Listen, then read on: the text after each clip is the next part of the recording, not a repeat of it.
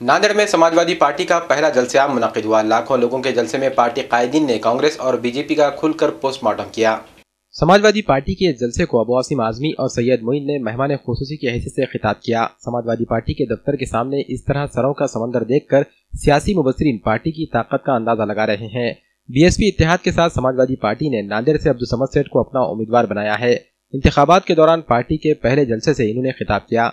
अब्दुल समद सेठ ने कांग्रेस के उम्मीदवार अशोक चौहान पर तनकीद की। इन्होंने इल्जाम लगाया कि कांग्रेस ने नांदेड़ की कोई तरक्की नहीं की और खुसूसन मुस्लिम बस्तियों को पसमानदा किया गया। जो शख्स मेंबर पार्लियामेंट साबिका है, आपने देखा कि 4.5 साल 5 साल गुजर गए, लेकिन कभी पार्लियामेंट में मुसलमानों के हक में उसने आवाज नहीं उठाई।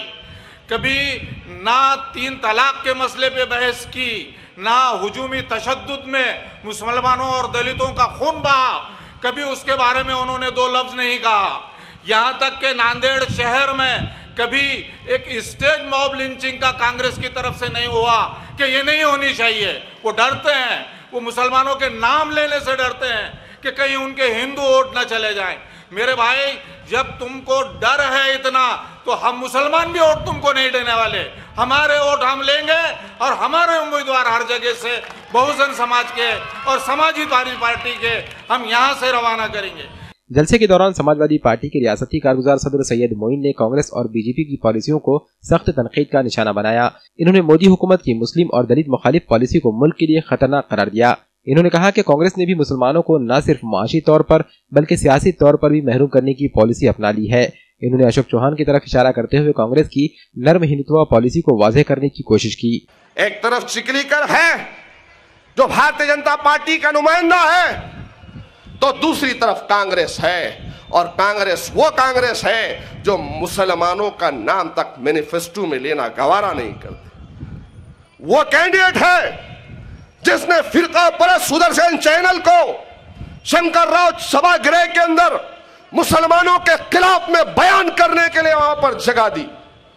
यह वो अशोक राव है जिसने सनातन संस्था के खिलाफ में आवाज नहीं उठाई। यह वो अशोक चौहान है जिसने पाड़ भंडारे नगर के ब्लास्ट के बाद में खामोशी को इख्तियार किया। अगर ये बोलता तो बजरंग दल के, बीएचपी के और आरएसएस और संघ परिवार के लोग जाते थे उसके। आज आप बतलाइए, तकरीबन 30 अमवात इस शहरा पर हुई है, 30 मौतें हुई हैं, लेकिन ब्रिज नहीं बनाया गया। अगर न्यू सिटी में जाते हैं हम लोग तो देखकर तकलीफ होती है।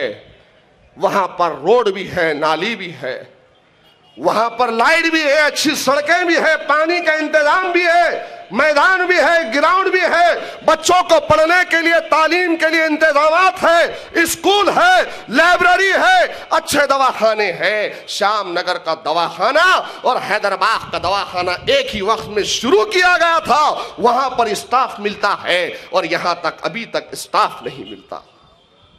क्या यह ज्यादती नहीं है?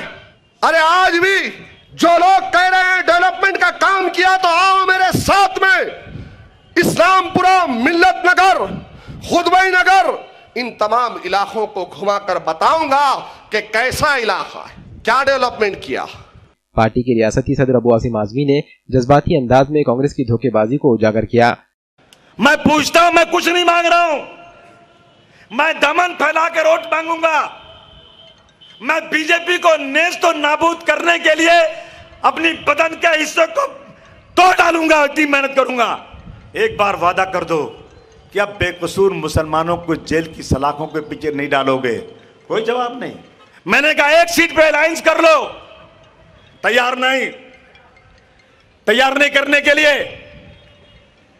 क्या करूं मैं? बोलिए आप बोलो कि अगर समाजवादी पार्टी पे 1 सीट पर हाथ नहीं मिला सकते और कुछ आएंगे आने वाले दिनों में इंसाफ के लिए कुछ वादा भी नहीं कर सकते, तो मुझे इलेक्शन लड़ना चाहिए कि नहीं?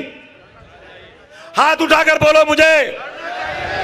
मैं सबके हाथ उठाकर देखना चाहता हूं। आज वो अबू आसिम जो मुंबई ने हिंदुस्तान में अच्छे अच्छे लोगों के सामने डट कर लड़ने को तैयार है, वो आपसे वादा चाहता है। आज मैंने समद भाई को खड़ा किया है। समद भाई आओ, मैं बहुत खुश हूं इनसे, खुदा की कसम। बोलिए आप लोग मेरा साथ दोगे कि नहीं दोगे?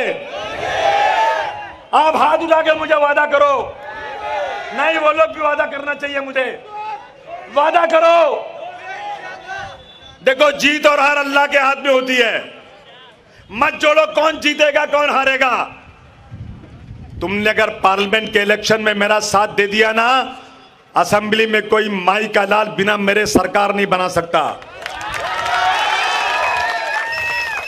मैं तुमको यकीन दिलाता हूं